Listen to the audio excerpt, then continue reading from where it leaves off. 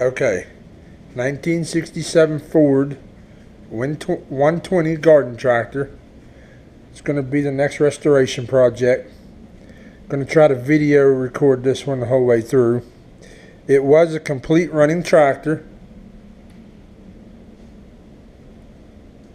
Just old and needs to be redone. Tear down has been started.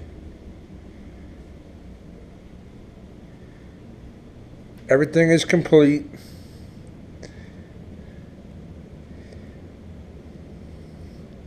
Should be a fun little project to do.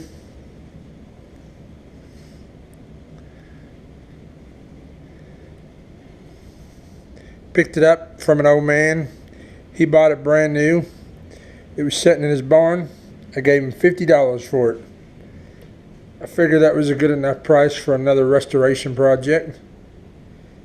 So, let's see how this goes and we'll go from there. Y'all have a good day. Thanks.